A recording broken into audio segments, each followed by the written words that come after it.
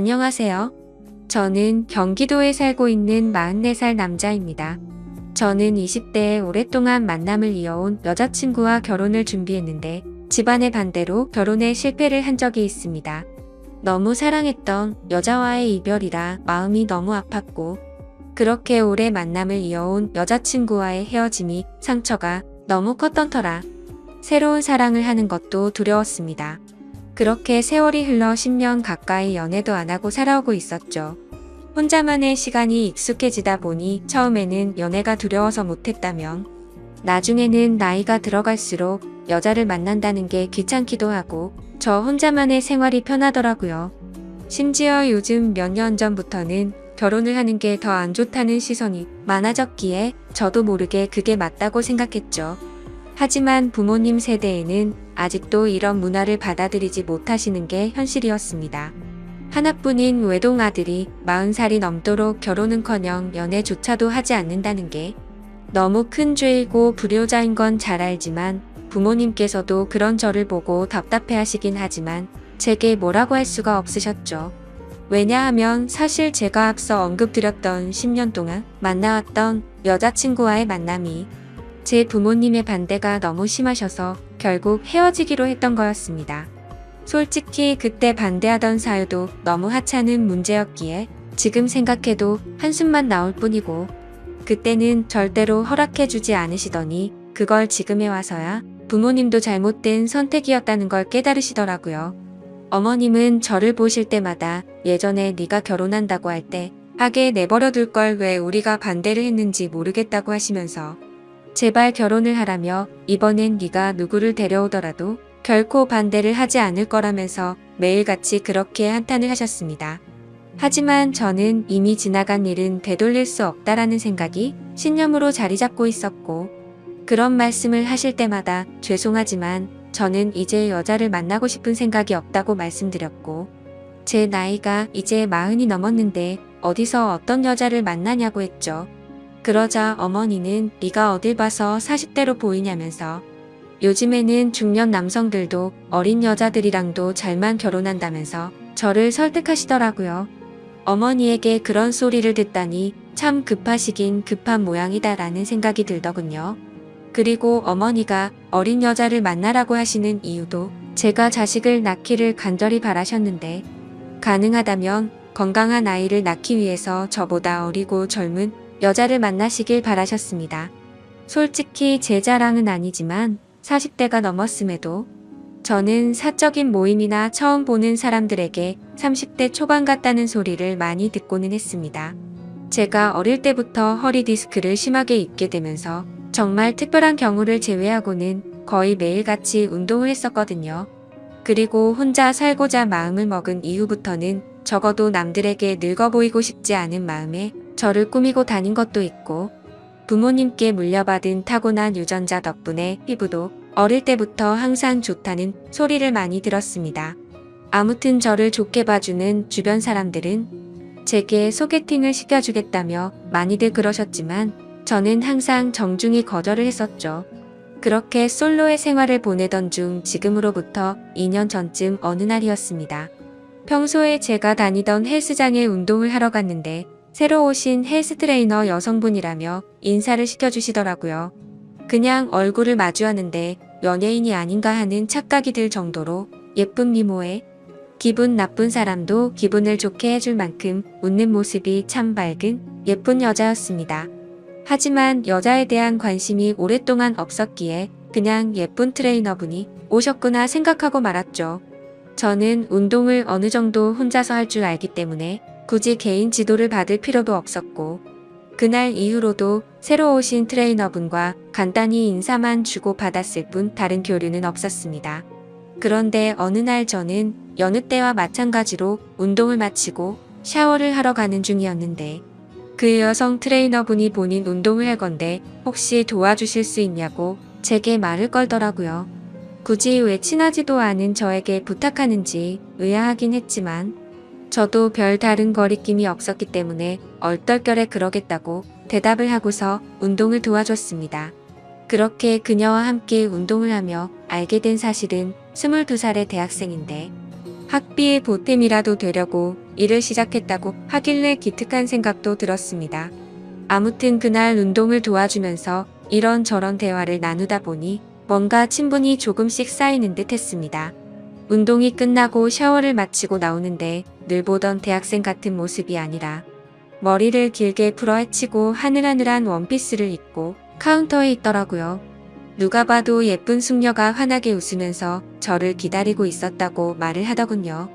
여자를 돌처럼 보고 지냈음에도 불구하고 10년 만에 묘한 감정이 들었습니다. 저는 아무렇지 않은 표정으로 되물었습니다. 저를 기다리셨다고요? 네, 오늘 바쁘실 텐데 운동 도와주신 게 너무 감사해서 제가 밥 사드리고 싶어서 회원님 기다리고 있었어요. 라고 환히 웃으며 말하는데 저도 모르게 이상하게 기분이 좋더라고요. 그렇지만 저보다도 22살이나 어린 친구에게 밥을 얻어먹는 건 좀 아닌 것 같아서 정중하게 거절을 했죠. 그렇게 내일 뵙자고 인사를 드리고 엘리베이터를 기다리는데 그녀도 같이 타더라고요. 왠지 모르게 어색해져서 얼른 도망가고 싶은 마음이 들었고 제 차를 주차해둔 지하 주차장을 눌렀습니다. 그녀는 1층을 누르지 않고 가만히 있었고 저와 같이 지하로 내려가길래 나이도 어린데 벌써 차도 있나 보네 라고 생각을 했습니다. 그렇게 지하 주차장에 도착을 했고 제 차로 향하고 있는데 그녀도 같이 걸어오더라고요. 그냥 나와 비슷한 곳에 차를 대놨나 보다 생각을 하고는 조심히 들어가라며 인사를 하고 제 차에 올라탔습니다. 그런데 그때 갑자기 조주석 문이 벌컥 열리더니 그녀가 차에 타면서 밥 얻어 먹기 싫으시면 회원님이 밥 사주세요 라고 말하며 환하게 웃더라고요. 가까이 붙어서 그녀의 해맑게 웃는 모습을 보니 순간적으로 가슴이 쿵하는 마음이 들었습니다. 솔직히 어찌나 심장이 두근거리는지 제 심장 소리와 당황한 모습이 걸리는 거 아닌가 싶어 창피하더라고요. 그 상황에 내리라고 또 다시 거절을 할 수도 없었고 그녀의 그런 돌발 행동이 왠지 모르게 귀여웠습니다. 어쩔 수 없이 뭐 먹고 싶은 거 있어요? 라고 물어보았죠. 저 삼소 사주세요 라고 외치길래네? 라고 물어보니 아 모르시는구나 삼겹살에 소주 사주세요 라고 말을 하더군요. 모른다고 취급하는 게 순간적으로 뭔가 아저씨 취급을 받는 기분에 저도 모르게 발끈하게 되더라고요. 그래서 제가 잘 못 들은 거라고 삼소가 뭔지는 나도 안다고 말했더니 또 다시 까르르 웃더군요. 그래서 그게 그렇게 웃길 일인가 싶기도 했지만 지금도 그날의 그 모습이 너무 생생하게 기억날 정도로 제 눈에는 귀엽게만 느껴졌던 것 같네요. 결국 그녀와 저는 근처에 있는 삼겹살을 파는 식당에 도착했고 공복에 소주를 같이 마시다 보니 기분 좋게 알딸딸해지더라고요.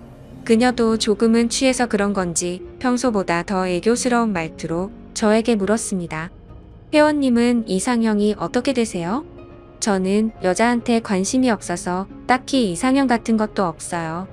헐, 그럼 남자 좋아하시는 거예요?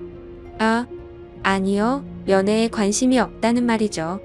결혼도 생각이 없고 혼자 지내는 게 익숙해요. 저 사실 회원님한테 첫눈에 반했어요. 너무 제 이상형이에요. 순간적으로 뜬금없는 고백에 술이 번쩍 깨더라고요.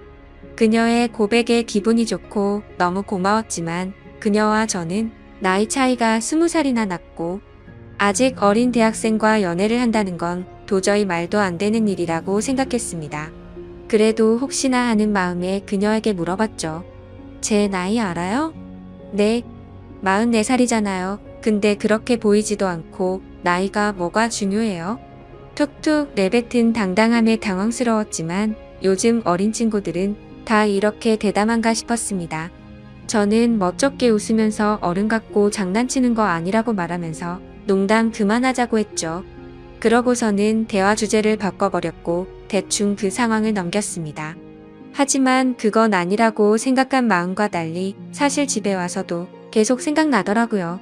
그녀의 차까지 따라와서 차를 타는 돌발 행동과 나이를 알면서도 제가 좋다고 말하는 그 모습이 귀엽기도 하고 오랜만에 설레는 마음이 들었습니다.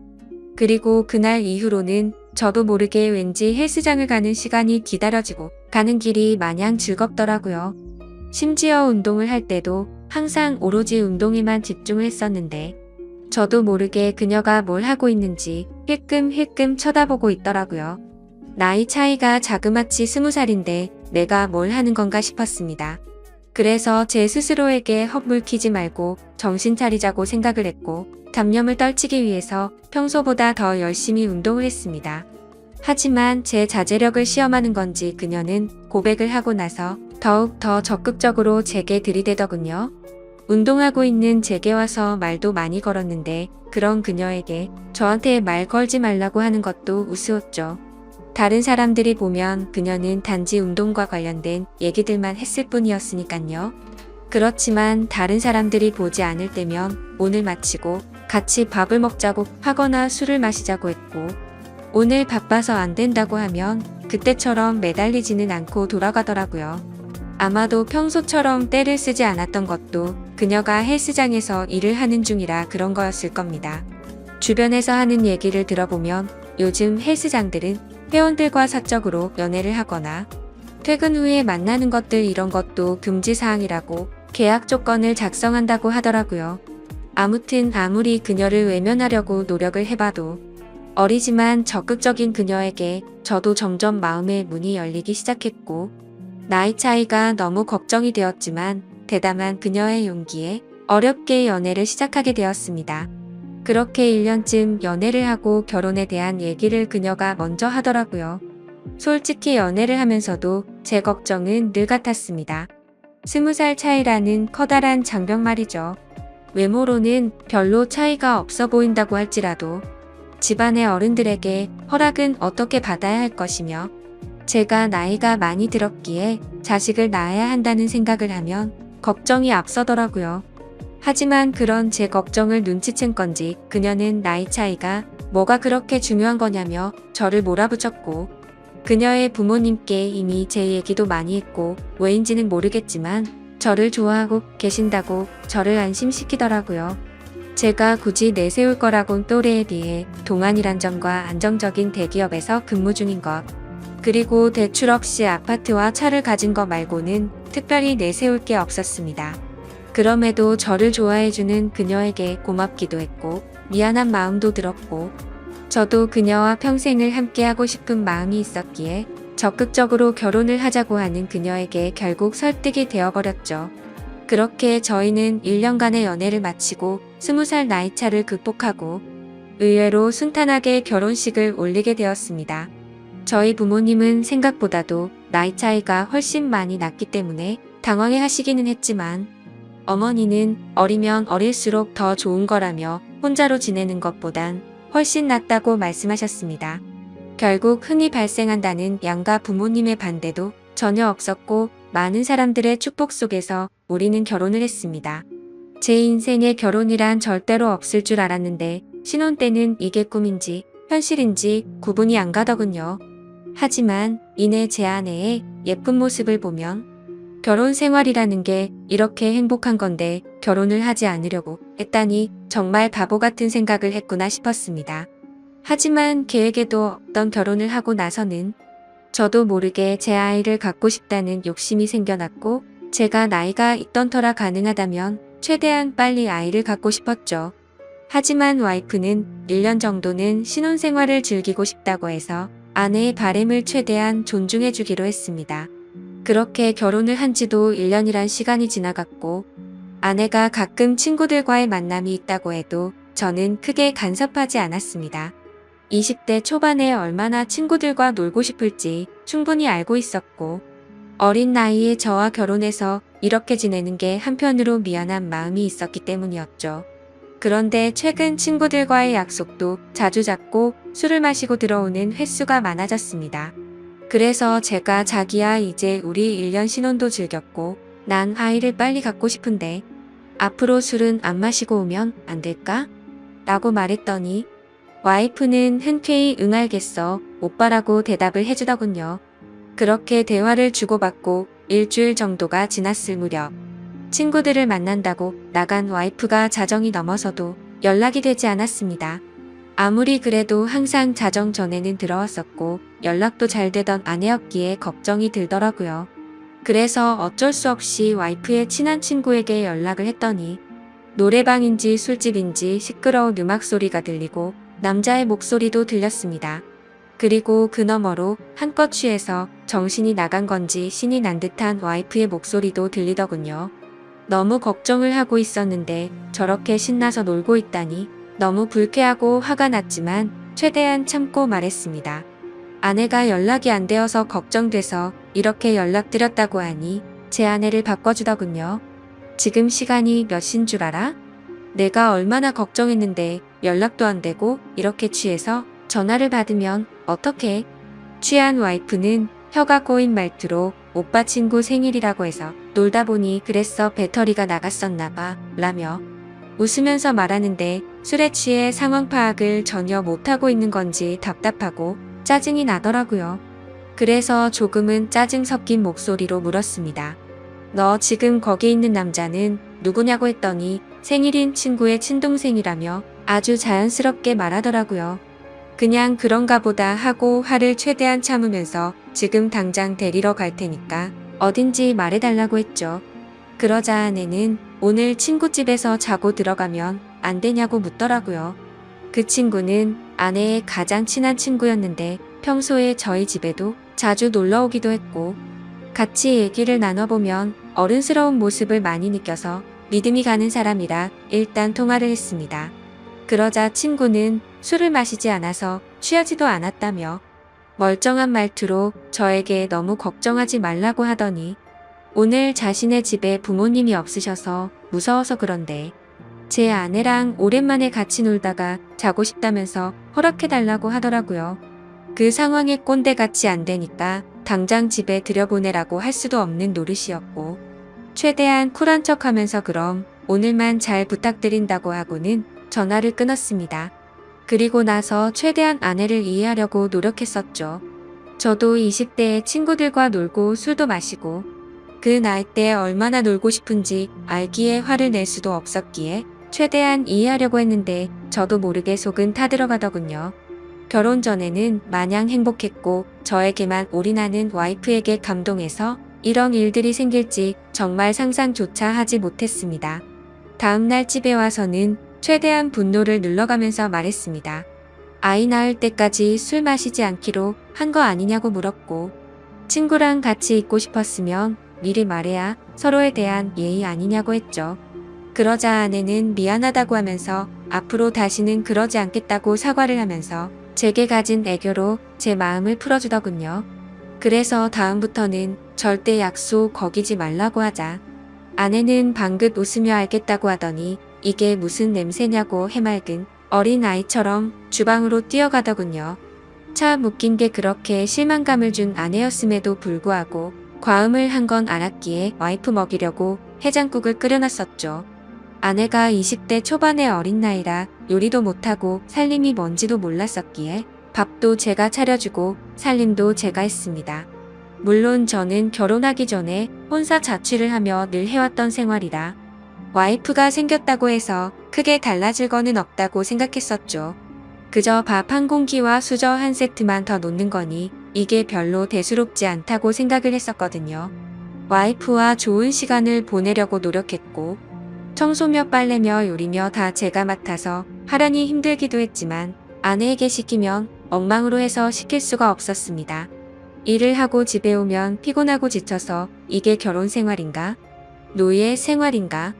하는 생각이 들어 힘든 날도 있었습니다. 이런 생활이 몇 번 반복되다 보니 사랑하는 아내를 얻은 건지 딸을 키우는 건지 점점 모르겠다는 생각이 문득 들더라고요. 그래서 제가 와이프의 요리학원을 다녀볼 생각이 없냐며 조심스럽게 물어봤습니다. 오빠 나 요리 진짜 못해. 칼이 무섭단 말이야 라고 말하길래 그래 밥은 내가 하면 되지. 그럼 집 청소 정도는 해줄 수 있어? 라고 물어봤더니 오빠 나 일 시키려고 결혼하자고 했어? 아니야. 내가 다 할게 라고 말하고 대화를 끝냈습니다. 일 시키려고 결혼한 건 아니지만 결혼을 했으면 서로 분담을 해서 가정을 꾸려가야 하는 거라고 생각을 했는데 와이프는 그럴 생각이 전혀 없어 보였습니다. 저도 강제로 시키고 싶은 마음은 없었기에 그냥 그러려니 했던 거였죠.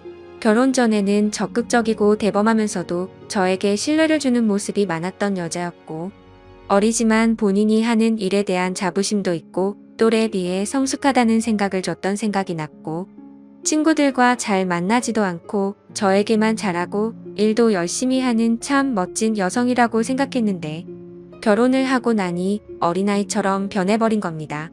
그렇지만 나이가 많은 저와 결혼해준 게 고마워서 저는 오냐오냐 다 받아주며 늘 하던 건데 뭐 그냥 묵묵히 집안일과 일을 병행하면서 결혼 생활을 이어갔습니다. 그렇다고 이게 큰 문제가 되지는 않았습니다. 서운하지도 않고 그냥 내 생활이라고 생각하고 살았습니다. 하지만 문제는 친구를 너무 좋아하는 철없는 20대 초반의 행동을 보이는 모습들이 저를 힘들게 하기 시작했습니다.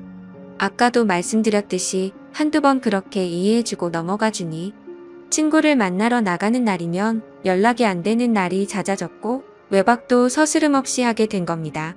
그때부터인가 와이프는 뭔가 저에게 숨기는 게 생겼던 것 같습니다.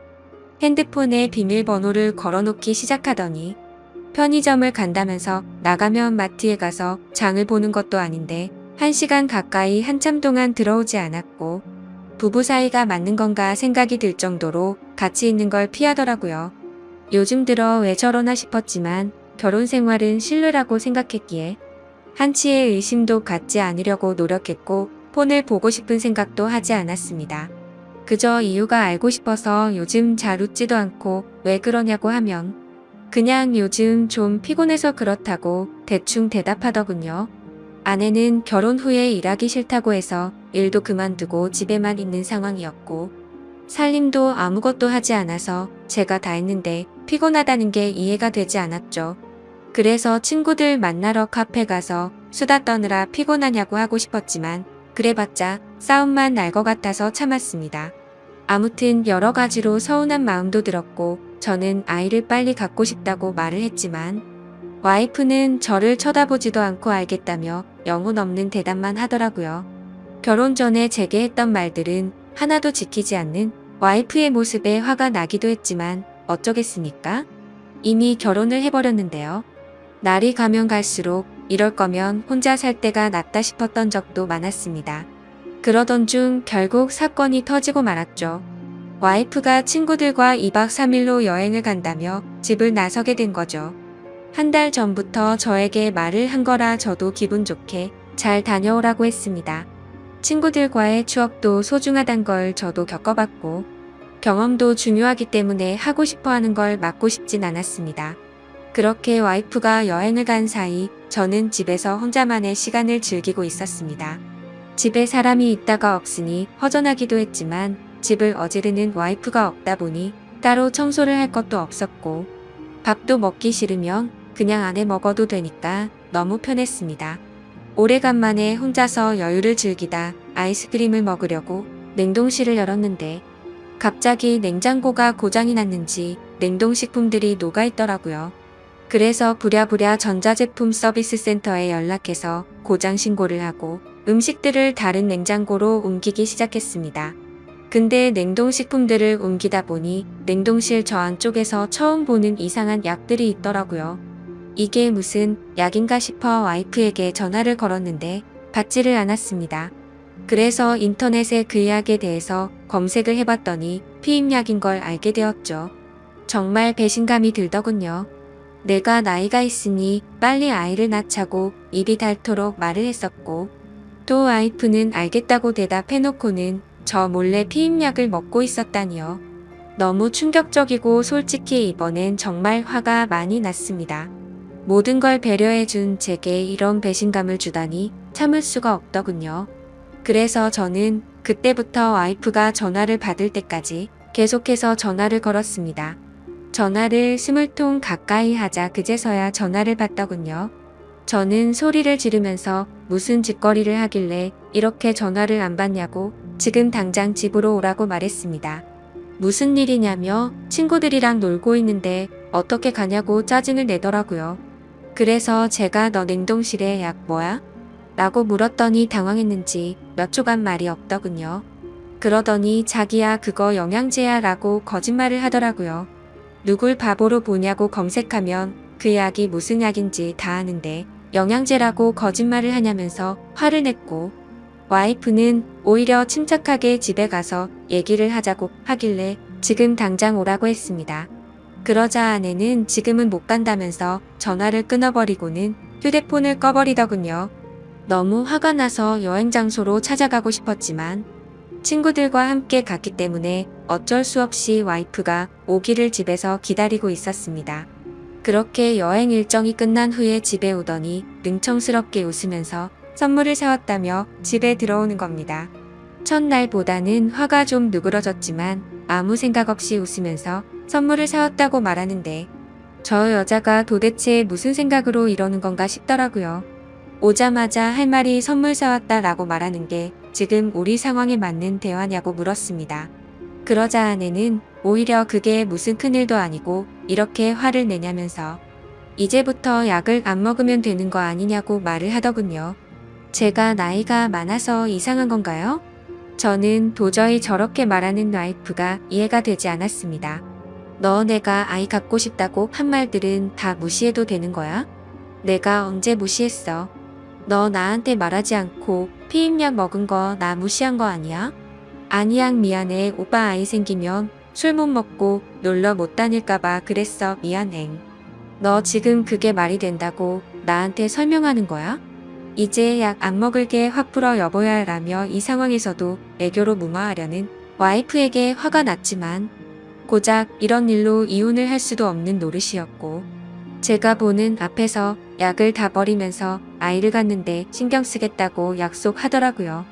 처음에는 아내의 약속을 믿지 않았지만 여행을 다녀온 이후에는 와이프가 친구들과 만나도 술도 안 마시고 집에 일찍 들어오더라고요.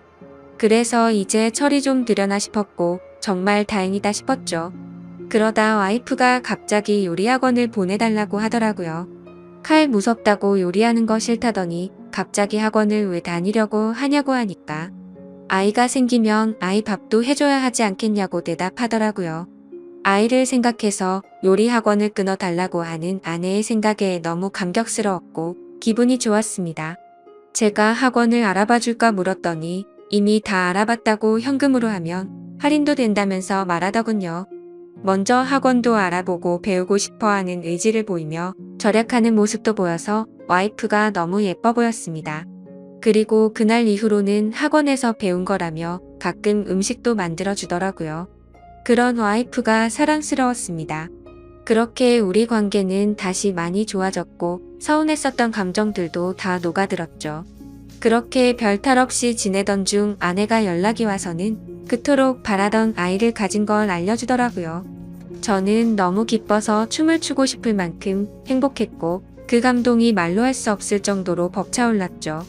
결혼 생활을 생각조차 하지 않던 제가 이런 감정을 느낄 거라고 상상조차 못 해봤습니다. 혼자 지냈던 시간이 너무 길었고 아이를 예뻐했지만 결혼 생각이 없었기에 기대도 하지 않고 살았기 때문일까요? 너무 행복한 나날들을 보내고 있었습니다. 내 아이의 심장이 생기는 걸 눈으로 보고 심장 뛰는 소리를 듣고 손과 발이 생기는 과정을 지켜보니 정말 눈물이 나더라고요. 부모의 마음이 이런 건가 싶어 저희 부모님에 대한 마음도 더욱 존경심과 감사함을 느꼈습니다. 저는 저의 모든 생활을 와이프에게 마쳤습니다. 병원부터 시작해 아빠와 함께하는 스트레칭 수업도 함께 다니고 그렇게 매일매일이 너무 행복하고 벅찬 순간들을 느꼈습니다. 그러다 어느 날 와이프가 친정에 간다고 해서 데려다 달라고 하더라고요. 그래서 처갓집에 와이프를 데려다 주고 차를 타고 집에 가려고 하는데 조수석에서 진동 소리가 들렸습니다. 아내가 휴대폰을 두고 내렸구나 싶어서 휴대폰을 집어들고 내리려는데 왠지 모르게 이상한 기분이 들어서 휴대폰을 열어봤죠. 아내가 보기보다 섬세하지 못해서 비밀번호를 풀 때 어렴풋이 옆에서 봤기에 혹시나 하는 마음으로 비밀번호를 눌렀는데 몇 번의 시도 끝에 어렵지 않게 휴대폰을 열어볼 수 있었습니다. 그래서 무슨 내용인지 확인해보니 잘 지내? 너 내 톡 차단했어? 내가 잘못했어 보고 싶다라는 내용의 메시지가 와 있더라고요. 그냥 누가 보더라도 남자에게서 연락이 왔다는 걸 알겠더군요. 그 내용을 보고 나니 갑자기 너무 묘한 기분이 들면서 심장이 두근거리기 시작했습니다. 여지껏 단 한 번도 아내의 폰을 들여다보지 않았는데 그때부터는 이미 이성의 끈을 놓아버렸죠. 먼저 카톡과 문자를 확인했는데 뭐가 있진 않더라고요. 하지만 아내가 SNS를 하고 있는 걸 알았기에 그 어플을 켜봤습니다. 사실 저는 SNS를 하지 않기 때문에 뭐가 뭔지 전혀 모르겠더라고요. 그렇게 이것저것 눌러보니 메시지 창으로 들어가졌습니다. 그런데 저의 느낌은 맞았습니다. 그 메시지를 보낸 사람은 남자가 맞더라고요. 와이프와 또래로 보이는 몸도 좋고 잘생긴 남자였습니다. 제가 메시지를 읽자마자 읽었는데 왜 답이 없냐며 또 메시지가 왔습니다. 그래서 제가 왜 라고 메시지를 보냈더니 너를 못 잊겠다며 우리 좋았지 않냐 다시 잘해보자는 내용이었습니다. 이 남자는 제 와이프가 결혼을 한지도 모르는 것 같았습니다. 다행인 건지 모르겠지만 대화 내용 삭제는 하지 않았더라고요. 메시지 창을 제일 위로 올려서 차근차근 대화 내용을 읽어 내려갔습니다. 읽어보니 그 남자는 아내가 대학교를 다닐 때부터 알던 남자였습니다. 너 번호 바뀌었어? 오랜만에 한잔하자라는 내용이 시작이었고 날짜를 보니 와이프가 잦은 술자리를 갔던 그 시기쯤이었습니다. 그리고 더 충격적이었던 건 친구들한테도 내 남편 SNS 못해서 걸릴 일 없으니까 DM으로 얘기하자는 내용이었고 SNS를 하지 않는 저는 DM이 뭔지도 몰라서 검색을 해보니 다이렉트 메시지의 줄임말이더군요. 그렇게 와이프는 SNS 메시지로 대화를 했고 사진들도 그렇게 공유를 했더라고요. 심지어 피임약이 걸렸을 때도 친구들과 여행을 간 게 아니라 커플로 여행을 갔더라고요. 저에게 사진을 보내줬을 땐 여자들끼리 간 것처럼 사진을 보내줬었는데 너무 충격적이게도 친구들과 함께 저를 속이고 여행을 갔던 거였습니다. 너무 화가 나서 손이 떨렸고 도저히 이건 있을 수 없는 일이라 생각했습니다. 편의점에 간다고 하고 1시간이 지나서 들어올 때도 이 남자와 통화를 했던 거였고 잦은 술자리와 외박도 이 남자 때문이었습니다. 그래서 아이를 갖기 싫었나라는 생각도 했습니다. 저의 신뢰와 믿음은 산산조각이 났습니다. 솔직히 아내가 임신한 나이가 내 아이가 맞나라는 생각까지 들었습니다. 그래도 대화 내용을 보니 저에게 피임약이 걸리고는 이 남자와는 헤어졌더라고요. 요리를 배우겠다고 했을 때도 저에게 미안한 마음이 컸었기 때문이었나 봅니다. 이 충격에서도 뱃속의 아이 때문에 저와 제 아이의 앞날 때문에 걱정이 먼저 앞섰습니다. 그냥 이 상황을 넘겨야 하는 건지, 이 분노와 배신감을 어떻게 풀어야 할지, 마음의 상처는 어떻게 해야 할지 너무 혼란스럽더라고요. 그렇지만 그냥 넘어갈 수는 없다고 생각을 하고 있던 찰나였습니다. 조수석이 벌컥 열리더니 아내와 눈이 마주쳤고 자신의 휴대폰을 보고 있으면서 얼굴 표정이 어두운 걸 보고는 뭔가 눈치를 챈 것 같더군요. 아내는 아무 말 없이 차에 타더라고요. 오빠가 다 본 것 같으니 솔직하게 말하겠다고 했습니다. 솔직하게 말하면 용서해주겠냐고 묻더군요. 용서는 모르겠고 하나의 거짓도 없이 사실대로 다 말하라고 했습니다. 옛날에 학교 다닐 때부터 좋아했던 애가 연락처가 없다며 DM으로 연락이 와서 오랜만에 친구들과 한잔하려고 만났다며 그 짝사랑했던 남자가 사귀자 하니 술 먹고 기분이 좋아서 만났답니다. 술김에 벌어진 실수였다고 한 번만 봐달라며 울면서 제게 빌더라고요. 제발 아이를 위해서라도 한 번만 용서해주면 안 되겠냐고 말하는 와이프가 인간이 맞나 싶더군요. 그 애교와 대찬 모습이 저한테만 그런 게 아니었나 보다라는 생각이 들었고 지금 제가 처한 상황에 제 자신에게 너무 화가 났습니다.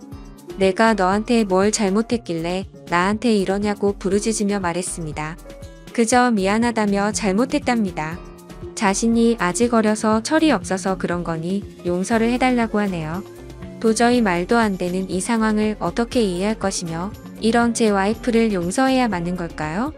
내가 도대체 왜 이렇게 어린 여자와 결혼을 해서 이런 마음고생을 하고 있어야 하나라는 마음이 듭니다. 솔직히 말해서 뱃속의 아이가 제 아이인지 확신도 없을 지경입니다. 저는 어린 아이처럼 구는 이 여자를 용서하고 결혼 생활을 이어가야 하는 건지 비혼주의였던 제가 결혼도 큰 마음 먹고 하게 됐는데 제게 이런 일이 벌어지니 너무 혼란스럽습니다.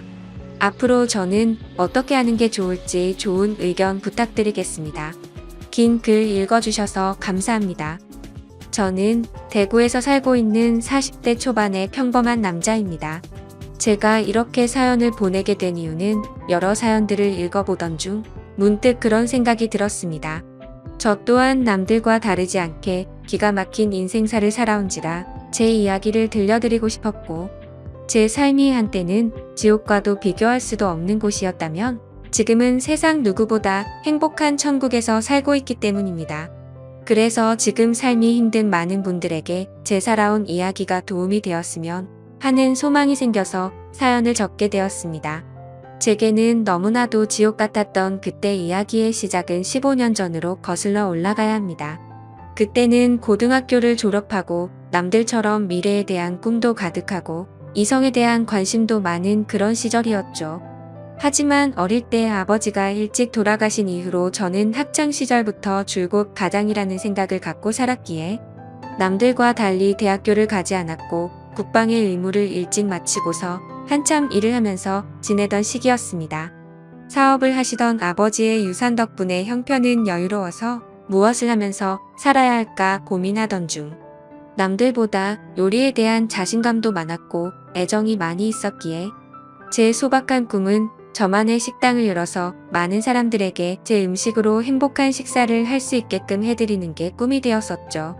그래서 주방 경력을 쌓기 위해서 다양한 식당에서 주방 보조로 일을 하고 있을 때였습니다. 평소와 다름없이 주방에서 한참 정신없이 일을 하고 있는데 익숙한 목소리가 들려오더라고요. 그래서 주방 창문을 통해서 홀 쪽에 있는 곳을 봤더니 저와 가장 친하게 지냈던 여자 사람 친구가 와 있었죠.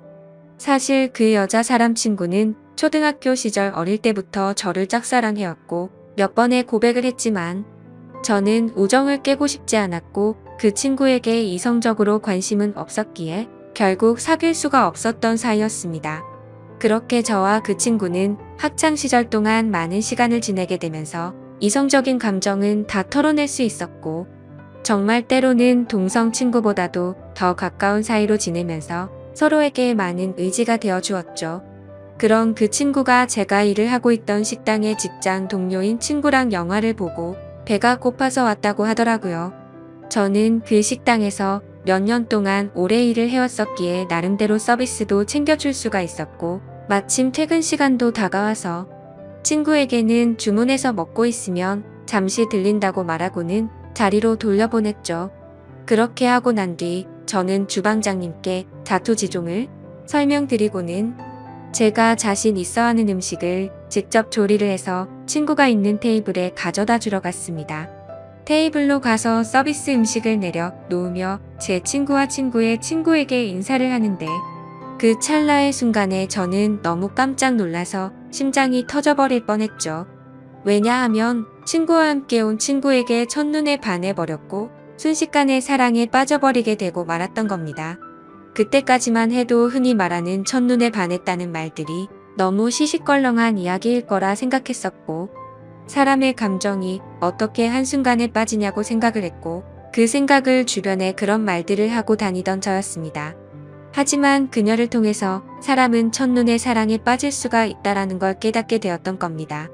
거짓말 조금 보태서 이야기를 하자면 그때 당시 가장 인기가 많았던 전지현과 너무나도 닮은 외모였었죠. 저는 식은땀이 날 정도로 당황했지만 아무렇지도 않고 괜찮은 척하면서 서비스 음식에 대해서 저만의 방식으로 친절하게 안내를 해주었고 맛있게 먹으라고 인사를 건넸죠. 그러자 친구의 친구인 그녀는 이렇게 맛있는 음식도 해주셨는데 안 바쁘시면 같이 드시자고 하더라고요. 그제서야 여자 사람 친구도 덩달아서 같이 먹자면서 앉으라고 하더군요. 그 제안이 너무나도 기뻤지만 일단 당장은 당황한 제 마음을 추스르고 싶었고 하루 종일 일하느라 땀 냄새에 음식 냄새가 배어있는 후질근한 주방 복장 대신 제 사복으로 갈아입고 싶더라고요. 그래서 전 그러면 지금 퇴근 시간이니까 옷만 갈아입고 잠시만 앉아있다가 간다고 말을 했죠. 그렇게 저는 조금이라도 더 그녀와 시간을 보내고 싶은 마음에 순식간에 탈의실에서 옷을 갈아입고 혹시나 하는 마음으로 챙겨두었던 향수까지 골고루 뿌리고는 그녀가 있는 테이블로 갔습니다. 자리에 앉자마자 그녀는 여기서 나온 메인 음식보다 제가 해준 서비스 음식이 훨씬 더 맛있다면서 갑작스럽게 엄지손가락을 축혀 세우더니 최고라고 말을 해주더라고요. 그런 귀여운 모습에 제 마음은 이미 그녀에게 풍덩 빠져버리고 말았던 거죠. 그리고 나서 서로의 간단한 소개들을 하게 되면서 그녀는 저희 동네와 가까운 곳에 살고 있다는 사실도 알게 되었고, 그녀는 저와 다르게 사람들을 편하게 해주는 맑고 긍정적인 에너지가 넘치는 여자였습니다. 그래서 초면인데도 불구하고 어색한 순간이라고는 전혀 느끼지 못할 만큼 급속도로 친해지고 있었죠. 그렇게 한참을 이야기하던 중에 제 친구가 먼저 말을 꺼냈습니다. 오늘 이렇게 자리 끝내기 아쉬운데 너희들도 약속 없으면 2차로 술이나 마시러 가자고 하더라고요. 저는 당연히 두말하면 잔소리의 상황이라 그러자고 말했고, 그녀도 시간 괜찮다고 그러자고 하더군요. 솔직히 그 잠깐 동안 대답을 하는 동안도 설마 안 된다고 하면 어떡하나 조마조마했었네요. 식사를 마친 셋은 근처에 있는 술집으로 자리를 옮기게 되었고, 술이 취하면 취할수록 저는 그녀에게 더욱 취해버리고 말았습니다. 사실 외모만 보고 가슴이 두근거리고 마음이 혹했던 것도 사실이었지만, 같이 대화를 나누어 보고 이야기를 하면 할수록 제가 바라던 이상형에 가까운 여자라고 느껴졌거든요. 그러다 그녀는 화장실에 다녀온다면서 자리를 뜨게 되었고, 제 친구는 제 마음을 어떻게 바로 알았는지 제게 너 너무 티나게 좋아하는 거 아니냐고 웃으면서 말하더라고요. 그래서 내가 지금 너무 티가 나냐고 물어봤고, 혹시 그녀가 남자친구가 있는지도 물어봤습니다. 그러자 친구는 얼굴도 예쁘고 성격도 좋아서 주변에 남자애들이 많긴 하던데 남자친구가 있는지는 모르겠다고 하더라고요. 그러면서 친구는 잠시 동안 가만히 있더니 저를 보고 묻더라고요. 보수적인 성격으로 저렇게 인기 많은 여자애랑 괜찮겠냐고요. 물론 모든 남자가 관심 가질 만큼 예쁘기도 하고 인기도 많은데 그만큼 아마 스트레스 많이 받을 것 같다며 그런 것도 다 감당할 자신 있으면 잘해보라고 하더군요. 사실 친구와는 동성 친구보다도 친한 그런 사이였지만 친구의 감정을 매번 거절해왔던 과거가 있었기에 친구에게 눈치가 보였었죠. 하지만 제 마음을 이해해주고 잘해보라는 친구의 말에 너무 고마웠고 미안한 마음이 들더라고요. 물론 그렇다고 그녀를 포기하진 않았을 겁니다. 이미 그녀에게 너무 많이 빠져 있었기에 친구가 반대를 하더라도 아마 그 의견을 받아들이진 못했었을 테니깐요. 그래서 저는 친구에게 응원해줘서 고맙다고 제 마음을 표현했고 그녀와 잘 될 수 있게 도와달라고 말했죠. 그러자 친구는 아무렇지도 않은 듯이 알겠다면서 잘 되면 나중에 밥이나 쏘라고 하면서 웃더라고요. 이야기가 끝날 때쯤 그녀는 다시 자리에 돌아왔고 셋이서 술을 더 마시기 시작했습니다. 그때부터는 친구에게 제 마음을 털어놔서인지 조금 더 푼수처럼 제 마음을 표현하기 시작했고 정말 바보가 따로 없다 싶을 정도로 과한 리액션을 하면서 재밌는 시간을 보내고 있었죠. 그렇게 저도 모르게 친구는 이미 관심 밖으로 사라진 지 오래였고 다 같이 술을 마시던 중 친구는 전화가 왔다며 잠시 자리를 비웠고 다시 자리에 돌아와서는 갑자기 급한 일이 생겼다면서 아무래도 먼저 가봐야 한다고 말하더군요. 그러자 마주 앉아있던 그녀는 이상하다 싶을 정도로 쿨하게 그래 알겠다며 내일 회사에서 보자고 하더라고요. 저도 친구에게 무슨 안 좋은 일 생긴 건 아니냐고 물어봤고 친구는 그런 건 아니니까 걱정 말라면서 먼저 자리를 떠나게 되었습니다. 그렇게 그녀를 처음 만난 그날 너무나도 자연스럽게 단둘이서 술을 마시게 되었고 한참을 마시다 보니 그녀는 술에 취했는지 제대로 정신을 못 차리고 있더라고요. 아쉬운 마음이 컸지만 다음을 기약하면서 매너 있게 그녀를 부축해주고 밖으로 나왔죠. 그녀에게 집까지 조심해서 갈 수 있겠냐고 물어보자 서로 근처 동네에 살고 있는데 집까지 좀 데려다 주면 안 되냐고 묻길래 그런다고 대답을 했습니다. 그렇게 택시를 타고 그녀의 집에 데려다 주는데 갑자기 춥다고 하더니 제 팔짱을 낀 채로 잠을 자더라고요. 갑작스러운 그녀의 적극적인 행동에 많이 당황스럽기는 했지만 기분은 너무 좋았었죠. 10분 정도가 지난 뒤 그녀의 집 근처에 도착을 했고 택시에서 내렸습니다. 저는 그녀가 사는 곳 앞까지 데려주는데 그녀는 갑자기 술이 다 깼는지 맥주를 한 잔 더 하자고 하더군요. 사실 그때는 의아했었죠. 30분 전까지만 해도 정신을 잃을 정도로 취한 것 같더니 맥주를 더 마시자고 하다니 말이죠. 하지만 그때 당시에는 그런 것들이 중요한 게 아니라 그녀와 더 같이 있을 수 있다는 게 좋았을 뿐이었습니다. 저는 그럼 근처에 있는 술집으로 가자고 했더니 그녀는 편하게 마시고 싶다고 하더라고요. 자취를 하고 있어서 집에 아무도 없으니까 편의점 가서 맥주 사서 들어가자더군요. 순간적으로 온갖 상상이 다 펼쳐졌고 처음 만난 그녀와 그녀의 집에서 단둘이 맥주를 마신다고 생각하니 그때부터 또다시 제 심장은 고장난 듯이 두근거리기 시작했습니다. 혹시라도 마음이 바뀔까 봐서 그녀에게 잠시만 기다리라고 하고는 서둘러서 옆에 있던 편의점에 들어가서 맥주를 사서 그녀의 집으로 올라갔습니다. 생전 처음으로 여자 혼자 사는 집에 가본다는 게 얼마나 설레는지 그 기분은 지금도 잊을 수가 없네요.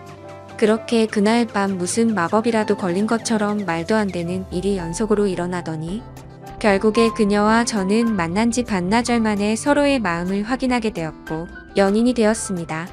지금 생각해보면 그때 그런 이상한 상황들이 결코 평범하지 않은 걸 몰랐던 게 제 크나큰 실수였습니다. 여자친구와는 순간적인 만남으로 서로에 대해 자세히 알지 못하는 상태에서 연애를 시작했지만 제가 아는 바로는 얼굴도 예쁘고 성격도 밝고 착한 그런 여자였기에 저는 감사할 따름이었죠. 그런데 함께 지내면 느꼈지만 여자친구는 모든 부분에서 금방 불타올랐다가 금방 식는 그런 성격들이 보이더라고요.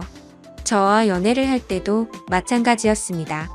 처음 연애를 시작했을 때는 남들보다도 훨씬 많은 시간들을 함께 했고 여행도 정말 한 달에 한 번에서 두 번꼴로 엄청나게 많이 다녔습니다. 물론 여자친구는 돈 한 푼도 보태지 않았지만 저는 여자친구를 너무 사랑했었기에 그런 모든 게 괜찮았었죠. 그러다 보니 그런 일상들이 너무나도 당연해졌고 여유로운 제 형편을 알던 여자친구는 점점 더 비싼 선물을 원하더군요. 어차피 결혼을 약속한 사이였고 여자친구에게 주는 모든 게 아깝다는 생각은 없었기에 원하는 대로 다 해줬습니다. 하지만 그런 행동들도 금방 익숙해졌던 건지 또 다시 흥미를 잃은 건지 아니면 당연하게 생각한 건지 금방 마음이 식어 보이더군요. 그렇게 지내던 중 여자친구는 또 다시 주변의 또래 친구들이 결혼하는 모습을 봐서 그런 건지 결혼에 대한 생각이 급격히 불타올랐던 건지 뜬금없이 갑자기 결혼을 하자고 먼저 말하더군요. 어차피 내년쯤에 이야기를 하고 결혼을 하려고 생각은 했지만 조금은 당황스러웠죠. 하지만 제 모든 걸 다 바쳐도 아깝지 않았던 여자였기에 그러자고 대답을 했고 결혼식도 속사포로 진행이 되었던 것 같습니다. 여자친구는 곧바로 예식장을 알아보았고 6개월 뒤로 예약을 잡을 수 있다고 하더니 저희 커플은 하루아침에 6개월 뒤 부부가 되는 거였죠. 그렇게 급박하게 준비하던 탓에 정신없이 시간이 6개월이 훌쩍 지나가 버렸고 결혼식을 며칠 앞둔 어느 날이었습니다. 여자친구는 결혼 전에 친구들과 저녁을 먹고 온다고 나가더군요. 그때는 이미 여자친구와 신혼집에서 같이 지내고 있었기에 여자친구를 배웅하고 저는 집에서 있었고 그렇게 연락을 잘 주고받다가 저녁 11시가 넘어가면서부터 연락이 되지를 않더군요. 저는 그때부터 점점 초조해졌고 혹시라도 무슨 일이라도 생긴 거 아닐까 싶어서 정신 나간 사람처럼 여자친구의 친구들에게 연락을 하기 시작했습니다. 하지만 그 연락을 통해서 충격적인 사실을 알게 되었고 저는 당장 집 밖으로 뛰쳐나갔습니다. 친구들과 저녁 6시부터 만나서 밥을 먹고 술을 마신다고 했던 여자친구의 말과 다르게 저녁을 다 같이 먹고 나서 저녁 8시가 되기도 전에 전부 헤어졌다고 하더라고요. 도대체 무슨 생각으로 거짓말을 한 건지 이해가 되지 않았지만 그때 문득 들었던 생각은 이건 다른 남자를 만나서 거짓말을 한 거다라는 확신이 들었던 거죠. 그 생각이 들고부터는 주체할 수 없을 정도로 분노가 치밀어 오르더군요. 그렇게 무작정 약속이 있었다던 장소로 가서 술집이라는 술집은 다 들어가 봤고 몇 시간 동안 아무리 찾아봐도 여자친구의 흔적은 전혀 보이지가 않더라고요. 어쩔 수 없이 저는 다시 집으로 돌아왔고 새벽 3시가 넘었는데 그때까지도 여자친구는 집에 들어오지를 않았더군요. 그때 때마침 창문을 통해서 밖을 보고 있는데 차 한 대가 서더니 아니나 다를까 어떤 남자와 제 여자친구가 같이 내리더라고요. 순간 당장 창문을 열고 욕을 해버릴까도 생각했지만 제 착각일 수도 있고 무슨 짓을 하는지 보려고 가만히 있었죠. 그런데 갑자기 둘이서 마치 연인 사이처럼 손을 잡는 모습을 보고는 도저히 참을 수가 없었습니다. 그 조용한 새벽 시간에 창문을 열어버리고 크게 소리를 쳐버린 거죠. 그러자 찌질하게도 남자라는 놈은 황급히 차를 타고 달아나 버리고 잠시 후에 여자친구는 집으로 들어오더군요. 저는 너무 열이 받았지만 차분히 물어봤습니다. 지금 내가 본 지금 이 상황이 무슨 상황인지 설명하라고요. 그러자 여자친구는 저 친구가 갑자기 늦게 오는 바람에 다 같이 술 한 잔 더 마시다가 늦게 온 거라고 시치미를 떼더군요. 그래서 저는 다 같이 있는데 저 남자 혼자서 늦게 낀 거냐고 물어보자 표정 하나 바뀌지 않고 그렇다고 말하더군요. 그때 그 모습을 본 순간부터 여자친구가 아무렇지도 않게 거짓말을 참 잘하는 사람이구나라는 걸 알게 되었습니다. 그 전까지만 해도 여자친구의 말은 모든 말을 신뢰하였고 다 믿었기 때문에 충격이 아닐 수가 없었죠. 저는 그래서 네가 전화를 안 받아서 걱정되는 마음에 네 친구들한테 연락해봤고 전부 다 저녁 8시도 되기 전에 헤어졌다고 들었는데 이렇게 아무렇지도 않게 거짓말을 하냐고 말했죠. 그러자 여자친구는 아무 말도 없이 가만히 있더니 제가 혹시라도 오해할까봐 무서워서 거짓말을 한 거라고 하더군요. 저 남자는 사실 회사 업무 때문에 알게 된 거래처 사장님인데 자신한테 신세 진 게 있어서 술 얻어 먹은 거라고 하더라고요. 그래서 너는 거래처 사장이랑 술도 마시고 손도 잡고 그러냐고 물어봤더니 술에 취해서 그 사람이 갑자기 손을 잡은 거라며 자신은 너무 술에 취해서 정신이 없었다더군요. 그러면서 절대로 저 사람이랑 아무 일도 없었고 제가 정 못 믿겠으면 3자 대면이라도 시켜준다고 하더라고요. 그때부터는 너무 난감할 수밖에 없었습니다.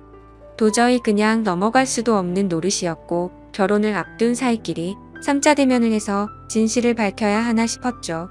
심지어 3자 대면을 하면 뭐 하나 싶기도 했습니다. 바람피는 사람이 나 바람 핀다라고 말할 리가 절대 없었으니깐요. 그렇지만 도저히 이런 찝찝한 기분으로는 그냥 넘어가서는 안 될 것만 같았고 그 남자의 얼굴이라도 보자는 마음으로 약속을 잡아서 셋이서 같이 만나게 되었습니다. 예상했던 대로 술에 취해서 실수를 저질렀다며 너무 죄송하다고 사과를 하더니 그날 밤에 아무 일도 없었다고 말을 하더라고요. 하지만 제 여자친구의 첫 만남의 적극적인 모습을 봐왔던 저로서는 그 말이 믿어지지 않았죠. 당연히 그 남자의 얼굴을 봐도 멀끔하게 생겨서 여자를 엄청 밝히는 얼굴이었고요. 도저히 마주하기가 역겨워서 그냥 알겠다고 하고는 자리에서 일어났습니다. 일단 그날은 여자친구에게 더 이상 말을 하기 싫다고 했고 고민을 참 많이 했었습니다. 결혼식을 며칠 앞두고서 오랜 시간 동안 충분히 고민하고 판단할 상황도 없었죠. 그렇게 어영부영 시간을 보내다가 어쩔 도리 없이 결혼식을 올리게 되었고 서로 간의 신뢰가 중요한 부부가 되었으니 두 번 다시는 이런 일 만들지 말자고 서로에게 약속을 하고 화해를 했습니다. 하지만 그날부터는 사실 남들이 볼 때는 표면적으로 알콩달콩한 신혼부부처럼 보였겠지만 제 속마음은 전혀 그렇지가 못했습니다. 잠을 자다가도 그때 그 장면이 떠오르는가 하며 아내가 외출을 하거나 회식을 하고 조금이라도 늦게 들어오면 의심이 들기 시작하더군요. 말 그대로 저는 의처증이라는 심각한 병이 생겨나고 있었던 거죠.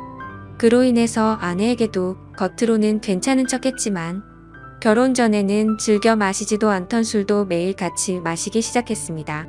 아버지께서 간암으로 일찍 돌아가셨었기 때문에 유전적인 문제로 걱정이 되었기에 더 피하는 것도 있었죠.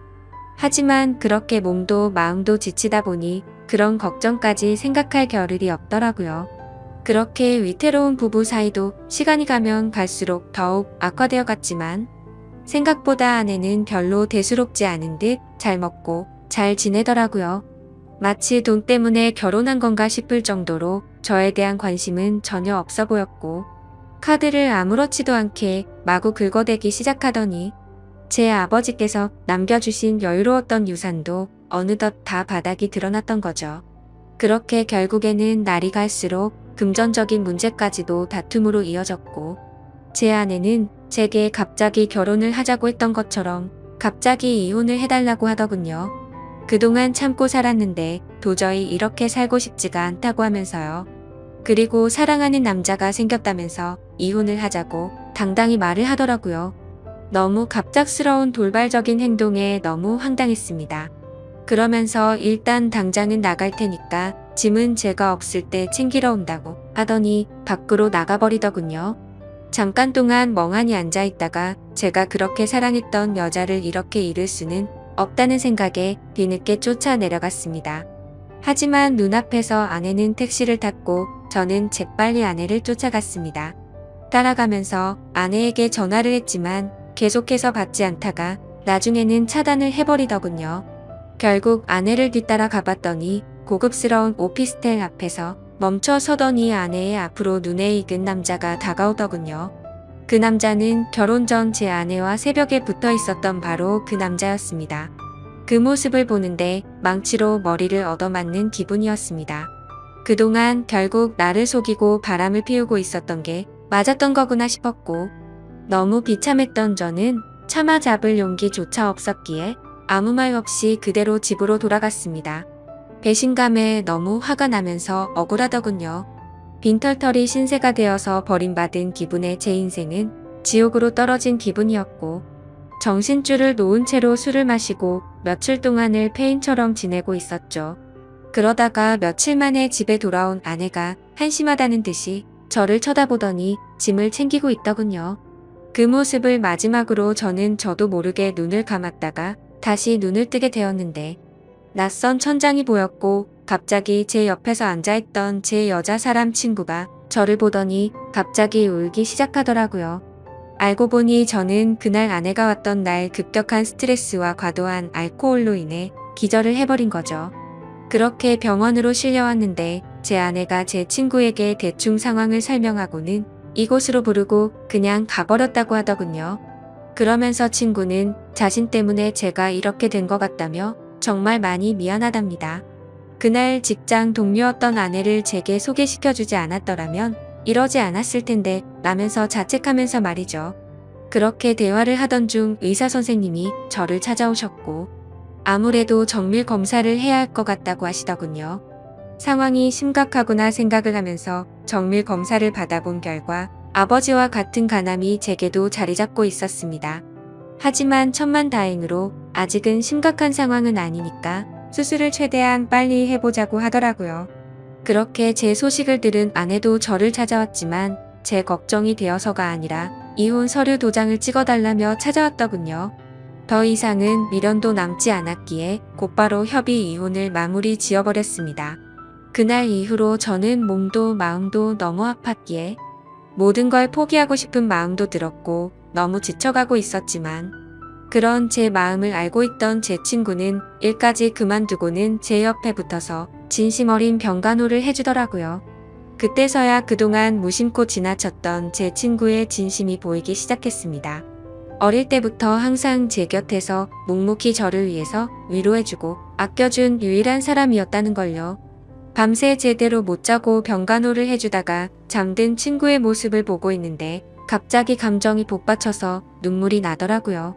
결국 악몽 같았던 시간들도 지나가게 되었고 수술을 받은 결과 저는 완벽하게 완치를 하게 되었죠. 아팠던 몸이 예전처럼 건강해지고 나니 세상도 달라 보이기 시작하더군요. 그동안 잘못된 여자 하나 때문에 내가 꿈꿔왔었던 일들이 무너져 내릴 뻔한 걸 생각하니 섬뜩한 생각이 들었습니다. 앞으로 다시 밑바닥부터 차근차근 열심히 해보자라는 생각이 들었죠. 곧바로 제가 살고 있던 신혼집을 팔아버렸고 대출을 받아서 음식점을 차리게 되었습니다. 그리고 친구에게 저 때문에 일까지 그만뒀는데 우리 식당에서 같이 일해보자고 제안을 했고, 친구와 저는 맨땅으로 헤딩해서 몇 년 동안을 겨우 입에 풀칠이나 해가면서 버텨냈고, 결국에는 어느 순간부터 입소문이 점점 퍼지더니 맛집으로 소문이 나서 장사가 잘 되기 시작했습니다. 그렇게 무너졌던 제 삶은 다시금 일어서기 시작했고, 직영점을 하나씩 늘려가면서 제가 꿈꿔왔던 제 음식을 전국적으로 늘려가기 시작한 결과 지금은 전국에 10개 정도의 직영점을 운영할 정도로 과거와는 아주 다른 인생을 살고 있죠. 그리고 돈만 밝히고 남자의 환장한 허영심 많던 전 아내는 결국 빚더미에 앉았더군요. 사업을 해서 돈이 많다고 했던 그 남자의 정체는 겉만 번지르르한 투자 사기꾼이었답니다. 그로 인해서 전 아내는 모아뒀던 모든 재산도 잃게 되었고, 빚을 갚지 못하면 경매로 다 넘어가게 생겼다면서 제게 연락이 왔는데, 저를 병원에 버려두고 간 것처럼 저도 똑같이 무시를 해주었죠. 정말 사람이 선하게 살면 행운이 따라오고 악하게 살면 불행이 따라온다는 말이 와닿더라고요. 그리고 가장 중요한 제 여자 사람 친구는 어떻게 되었냐고요? 저와 함께 힘든 시기를 같이 겪으면서도 힘들다는 내색 한 번도 안 하면서 묵묵히 저를 지켜준 그 친구는 지금의 제 아내가 되었습니다. 얼마 전 알게 되었는데 제 아내는 저의 행복을 위해서라면 모든 걸 포기할 수도 있었답니다. 전 아내에게 저를 소개시켜주고 먼저 갔던 그날도 밤새도록 울었는데도 내색조차 하지 않은 그런 여자죠.